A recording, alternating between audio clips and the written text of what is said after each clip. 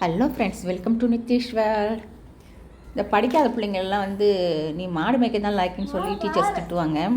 ஆனால் நம்ம செல்லக்குட்டி மாடை தொட்டு பார்த்து ரசித்து அது என்னெல்லாம் பண்ணுறான்னு பாருங்கள். நம்ம செல்லக்குட்டிக்கு இந்த மாடு கன்று, பூனை, நாய் இதெல்லாம் தொடவே மாட்டா. அவள் அதெல்லாம் தொட்டு ரசித்து கற்றுக்கணும் அப்படிங்கிறதுக்காக ஒரு ட்ரைனிங் மாதிரி கொடுத்தேன். அவள் எவ்வளோ என்ஜாய் பண்ணி அந்த வேலையை பண்ணுறா பாருங்கள். கையால் கழுவி விடு.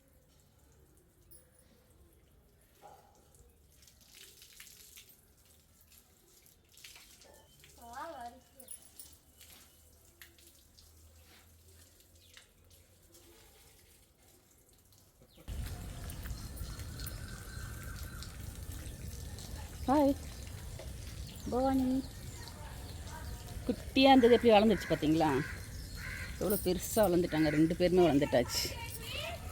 அவர் நந்திகேஸ்வர். இவங்க பவானி. பவானி உய், தொப்பை காஞ்சி கிடக்கு. சாப்பிடும். அது மேலே நிற்கிற வெக்கல் மேலே.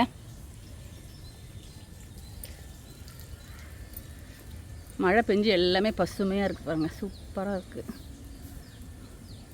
இங்கே நிறைய வேலியில் இந்த முடக்கத்தான் கீரை கிடக்கு. அதுதான் பறிக்க போகிறேன் இன்றைக்கி அதை பறித்து தான் தோசை. நிறைய மூலிகைகள் கிடக்கு.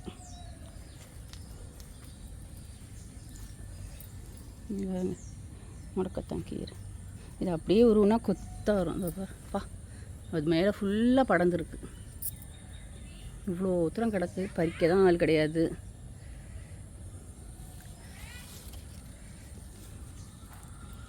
இல்லை குட்டி தூங்குது இங்கே. ஜக்கி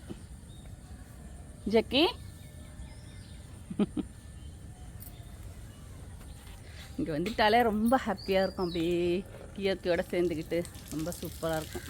தண்ணி என்னமோ கொட்டுது. ஏமா தண்ணி வருது மறுபடியும்? அருவி மாதிரி கொட்டுது. இங்கே மோட்டர் போட்டு தண்ணி.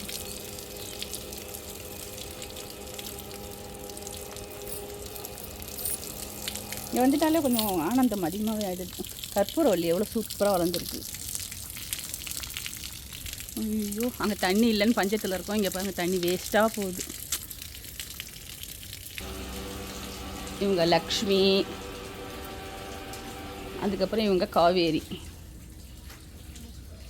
Okay bye. நான் போயிட்டு கீரையெல்லாம் பறிக்க போகிறேன். நேற்று இது அரைச்சோம்ல, அது முடக்கத்தான் கீரை. அதை நல்லா தோசை மாவில் கலந்து பார்த்திங்கன்னா இப்போ தேவைக்கு மட்டும், ஏன்னா அப்படியே அரைச்சி வச்சிங்கன்னா புளிச்சு போயிடும். அதனால் தேவைக்கு தேவையானதை மட்டும் நம்ம யூஸ் பண்ணிக்கலாம். ஃப்ரிட்ஜில் வச்சுக்கணும். இங்கே நம்ம நித்தீஸ்வரி தோசை ஆரம்பிச்சிட்டாங்க. இதே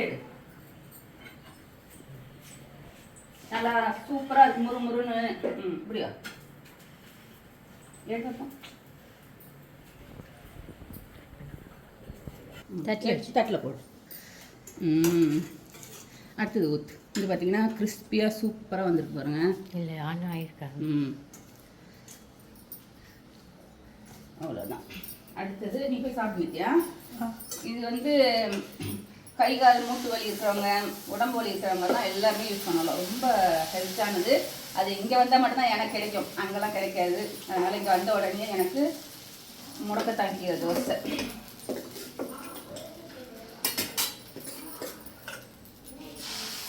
இதுக்குள்ளே வேக இருக்குது. போட்டாலும் நல்லா வேலியில் படந்துடும். மாடி தோட்டத்துலேயே வைக்கலாம். நல்லா பொடி மாதிரி கட்டி விட்டிங்கன்னா சூப்பராக வந்துடும். எவ்வளோ மெல்லிசாக தேய்ச்சாலும் வரும். அது மாதிரி கிறிஸ்பியாக இருக்கும். எண்ணெயே நிறைய தேவைப்படாது. இதுக்கு தொட்டுக்க வெங்காய சட்னி. இந்த தோசைக்கு வெங்காய சட்னி நல்லாயிருக்கும். அதனால் வெங்காய சட்னியும், அதுக்கப்புறம் தேங்காய் சட்னி. தேங்காய் சட்னி எதுக்குன்னு பார்த்தீங்கன்னா பொங்கல், வெண்பொங்கல். நிச்சயத்துக்கு வெண்பொங்கல் பிடிக்கும். அதனால் அவங்க மாமி வெண்பொங்கலும் செஞ்சுருக்காங்க. பொங்கல் வேணுமா? அது சாப்பிட்டு கொடுக்குறியா? வெண்பொங்கலுக்கு தேங்காய் சட்னி, தோசைக்கு வெங்காய சட்னி. ஓகே, சூப்பரா இருக்கா? ஓகே பாய் சொல்லு. தேங்க்யூ ஃபார் வாட்சிங். அந்த முடக்கத்தான் கீரை எங்கே கிடைச்சாலும், மார்க்கெட்டில் கிடைச்சாலும் சரி, எங்கே வேலி மேலே கிடந்தாலும் சரி, கிராமங்களில் நிறைய கிடைக்கும். யூஸ் பண்ணுங்க. அப்படி நிறைய கிடைச்சதுன்னா வாங்க. லைக் பண்ணுங்க, ஷேர் பண்ணுங்க. எல்லாரும்